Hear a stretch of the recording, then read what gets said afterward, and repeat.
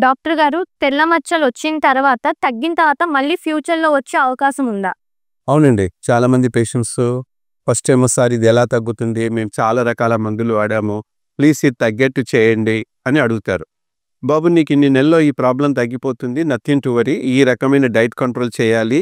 ఈ రకంగా ట్రీట్మెంట్ తీసుకోవాలి అన్న తర్వాత మళ్ళీ ఫ్యూచర్‌లో వస్తుందా? మళ్ళీ ఫ్యూచర్‌లో రావద్దు గదా! అని అడుగుతుంటారు. సో చూడండి, ట్రీట్మెంట్ రెగ్యులర్‌గా తీసుకుంటూ డైట్ కంట్రోల్ కరెక్ట్‌గా చేస్తే మళ్ళీ మళ్ళీ వచ్చే అవకాశం చాలా తగ్గుతుంది. కానీ జెనెటికల్ టెండెన్సీ ఉన్నవాళ్ళు మాత్రం చాలా జాగ్రత్తగా ఉండాలి. అలాగే షుగరు, బీపీ ఉన్నవాళ్ళు కూడా చాలా జాగ్రత్తగా మెడిసిన్స్ వాడాలి. సో డైట్ కంట్రోల్ వదిలేయడము, మా ఇష్టం ఉన్నది తింటాము. కొద్దిమంది పేషెంట్స్ ఏం చేస్తారు, ఫస్ట్ 2-3 నెలలు బాగా డైట్ కంట్రోల్ చేస్తారు. సో ఎప్పుడైతే రిజల్ట్స్ రావడం స్టార్ట్ అవుతుందో అప్పటి నుంచి మెల్లిమెల్లిగా రిలాక్స్ అయిపోయి అన్నీ తినడం మొదలు పెడతారు. అలా చేస్తే తప్పకుండా మళ్ళీ వచ్చే అవకాశం ఉంటుంది. సో ఇక్కడ మేము విటిలిగో తగ్గించడానికి మంచి ప్లాట్‌ఫామ్ రెడీ చేశాము. మీకు ఇంప్రూవ్‌మెంట్ కనిపిస్తుంది, జబ్బు తగ్గుతుంది. కానీ మళ్ళీ రాకుండా చేసేది మాత్రం మీ చేతుల్లోనే ఉంటుంది.